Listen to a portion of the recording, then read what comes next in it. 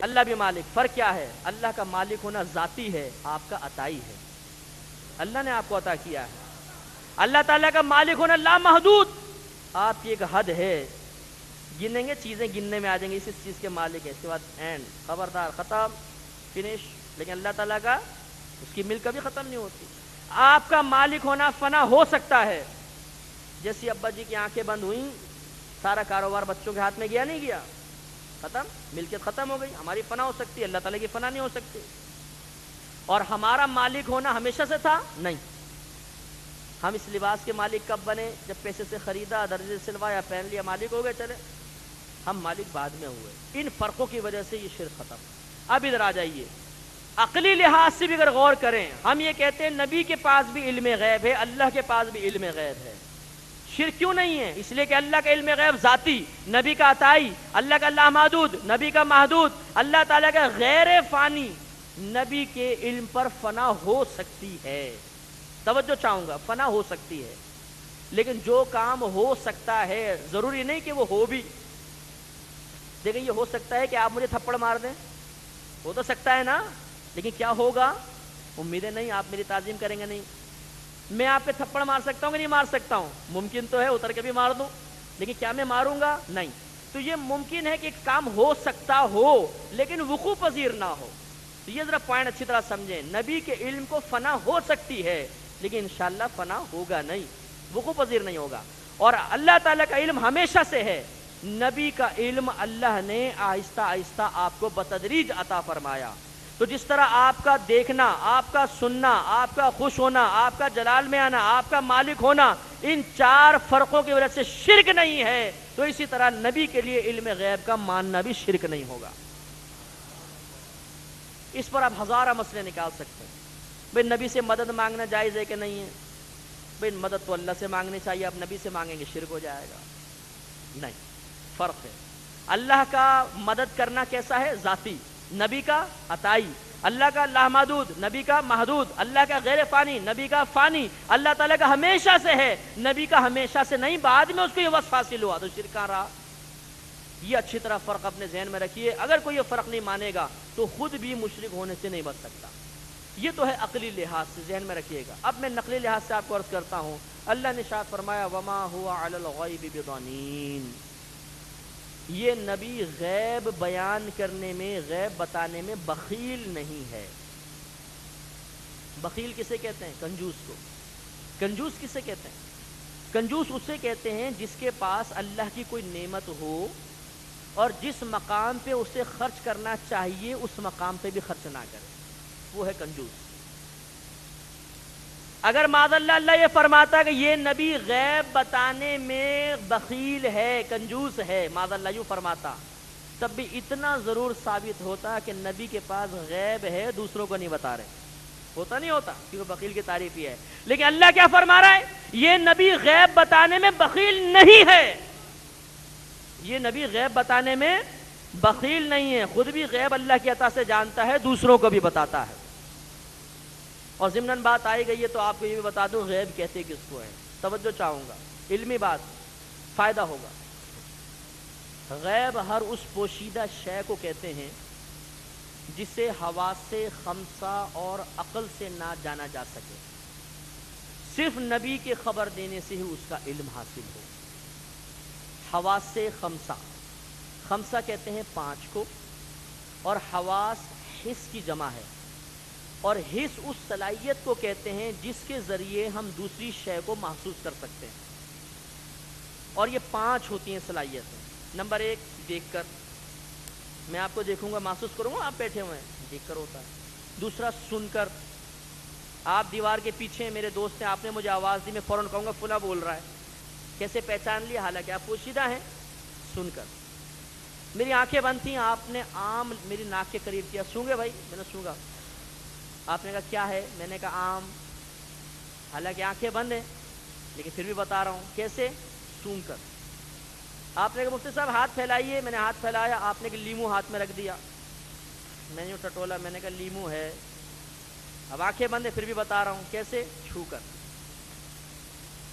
آپ نے کہا مفتی صاحب زبان باہر نکالیے، میں نے نکالا، آپ نے ایک چٹکی نمک ڈال دیا. میں نے کہا ارے نمک ڈال دیا منہ میں. حالانکہ آنکھیں بند تھی. کیسے جان لیا؟ چکر. تو 5 ذریعوں سے آدمی چیزیں جانتا ہے: دیکھ کر، سن کر، سونگھ کر، چکھ کر، چھو کر. اور یہ عقل کے ذریعے جس سے آلات ہیں. مثلا آج کل الٹرا ساؤنڈ ہے، حاملہ عورت کا الٹرا ساؤنڈ کیا جائے، بچے کی پوری شیپ سامنے آ جاتی ہے، کس رخ پر ہے، جڑواں ہیں، ٹوئنز ہیں، نہیں ہیں، لڑکا ہے، لڑکی ہے، سب پتہ چل جاتا ہے. لیکن یہ آلہ کس طرح ایجاد ہوا؟ عقل سے. حالانکہ پوشیدہ شے بتا رہا ہے. تو یہ بھی غیب نہیں ہے. پیٹ میں بچے کا وجود معلوم ہو جانا یا پوشیدگی بچے کی، یہ غیب نہیں ہے، کیونکہ عقل سے جاننا ممکن ہے. تو غیب وہ ہوتا ہے جسے حواس خمسہ سے، یعنی نہ سن کر، نہ دیکھ کر، نہ سونگھ کر، نہ چکھ کر، نہ چھو کر معلوم کر سکیں، نہ کسی عقل سے ایجاد کردہ آلے سے معلوم کر سکیں، وہ غیب ہوتا ہے.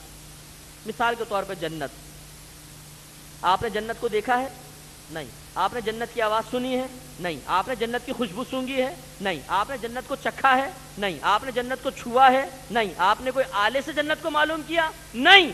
صرف نبی کے بتانے سے معلوم جنت ہے. وما هو علی الغیب بدنین. یہ نبی غیب بتانے میں بخیل نہیں ہے، وہ خود بھی غیب جانتا ہے، آپ کو بھی غیب بتا دیا.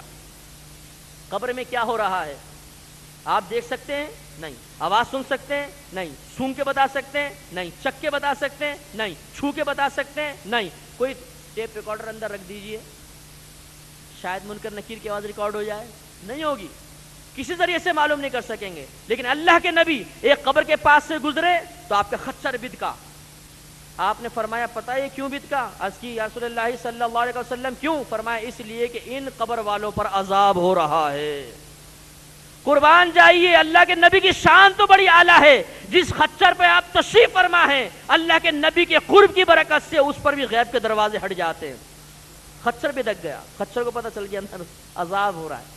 اور سرکار نے ایک حدیث میں فرمایا 2 قبر والوں کے بارے میں کہ ان کو صرف اس وجہ سے عذاب ہو رہا ہے کہ ایک پیشاب میں احتیاط نہیں کرتا تھا اور دوسرا چغلی کیا کرتا تھا. نبی نے غیب بتایا. اللہ تعالیٰ غیب الغیب ہے، غیب الغیب. اللہ کو آپ نے دیکھا ہے، آپ نے سنا ہے، آپ نے سونگا ہے، آپ نے معاذ اللہ چکھا ہے، آپ نے اللہ کو چھوا ہے، آپ نے کوئی آلہ ایجاد کیا جو پتہ چلا کہ اللہ ہے؟ نہیں. کس نے بتایا؟ کس نے بتایا؟ بتائیے. اللہ کے نبی نے بتایا. خدا کی قسم ہمارا نبی اللہ کا دیا ہوا ہے اور اللہ کی معرفت ہمارے نبی کی دی ہوئی ہے. اور کوئی غیب کیا تم سے نیہا ہو بھلا، جب نہ خدا ہی چھپا تم پہ کروڑوں درود.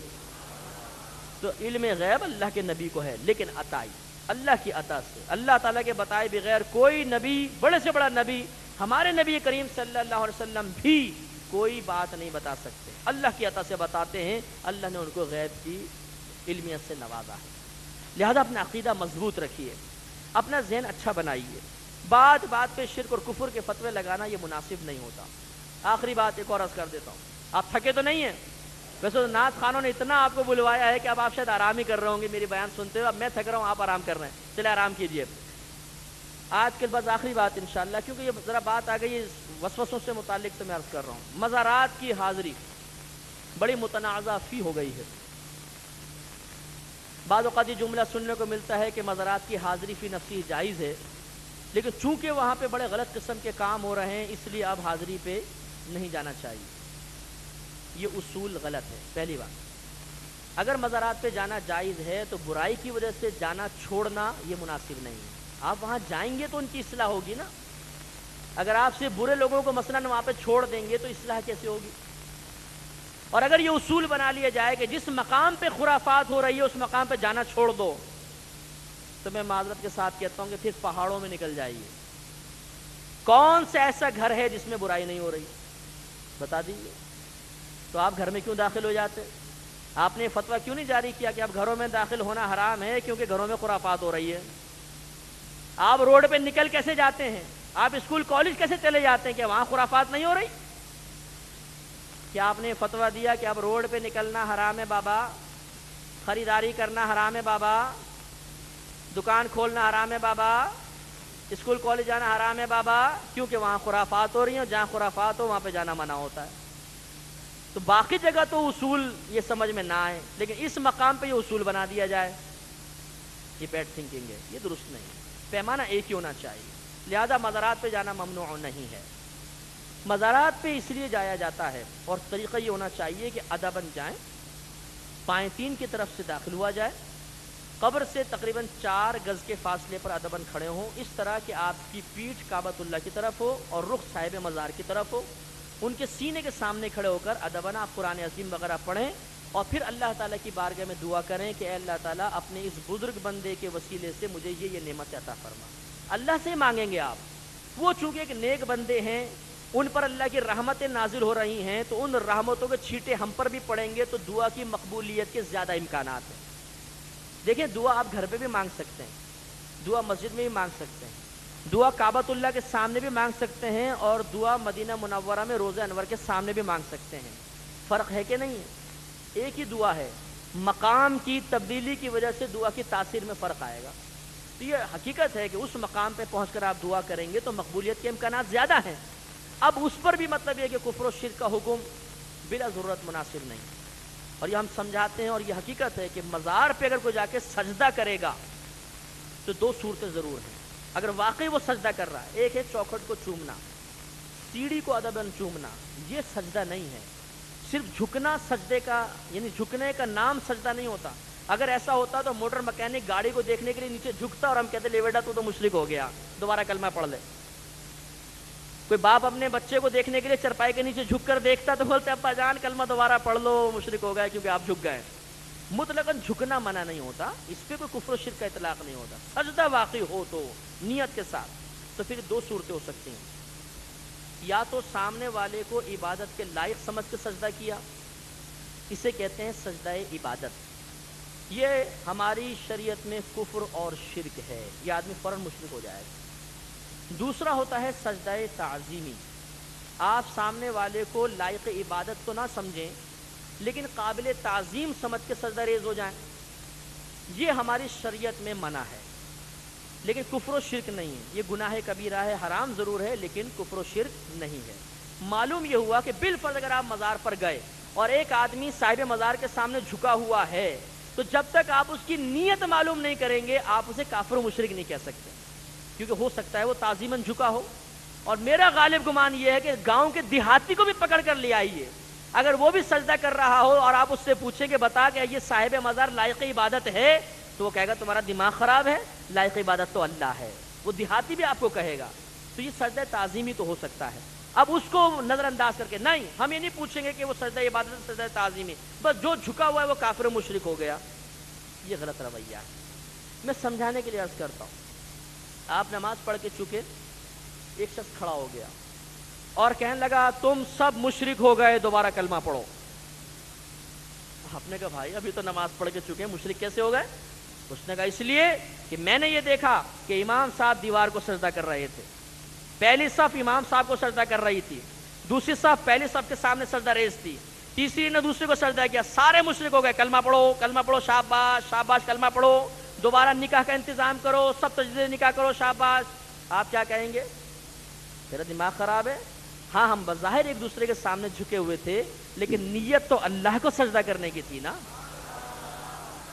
ہم کعبہ کو سجدہ نہیں کرتے, یاد رکھیے گا, ہم اللہ کو سجدہ کرتے ہیں. جھکتے کعبے کے سامنے, سجدہ اللہ کو ہے. جس نے یہ نیت کی کہ میں کعبے کو سجدہ کر رہا ہوں کافر ہو جائے گا. ہم کعبے کو سجدہ نہیں کرتے, وہ ایک سمت متعین کر دی گئی ہے, اس رخ ہو کے ہم سجدہ ریز ضرور ہوتے ہیں, سجدہ پھر بھی اللہ کا ہوتا ہے. معلوم یہ ہوا کہ اگر آپ سامنے والے کی نیت کا اعتبار نہ کریں تو کوئی مسجد مشرک سے خالی نہیں ہوگی, ہر ایک مشرک ہو جائے گا. تو جب یہاں آپ نیت کا دخل لازم سمجھ رہے ہیں تو مزار پہ بھی سمجھیے, اس سے جا کے پیار سے پوچھئے کہ بھائی آپ سجدہ کیوں کر رہے ہیں؟ سجدہ عبادت ہے, سجدہ تعظیمی. وہ کہے کہ میں تعظیم کی خاطر کر رہا ہوں, تو بڑے پیار سے, شفقت سے, محبت سے اس کو سمجھائیے کہ یہ مناسب نہیں ہے, یہ ہماری شریعت میں منع ہے, آپ توبہ کر لیجئے. وہ مانے گا. اور اگر آپ نے کفر و شرک کا ڈنڈا نکال لیا کہ ارے تو نے سجدہ کیا, چاہے سجدہ تعظیم, تو کافر و مشرک ہو گیا, اور دھڑا دھن ڈنڈے شروع ہو گئے, وہ کبھی بھی اپنی اصلاح نہیں کرے گا اور سجدہ کرے گا. تو یہ نادانی آج کل ہمارے معاشرے میں بہت زیادہ عام ہے کہ ہم یہ چاہتے ہیں کہ ایک ہی منٹ میں سامنے والے کو کراماتی ڈنڈا مار کے اللہ کا ولی بنا دیں. یہ کبھی بھی نہیں ہوا ہے. ہمارے نبی نے بڑے پیار اور محبت سے لوگوں کو سمجھایا ہے. نرمی اور آسانی سے کام بنتا ہے, سختی سے نہیں بنتا. لہذا مزارات پہ جانا فی نفسی ہی منع نہیں ہے، ادباً جائیے، بلکہ آپ ادب کے طریقے سے جائیے تاکہ آپ کے طریقوں کو دیکھ کر کوئی دوسرا بھی ادب سیکھے گا نا۔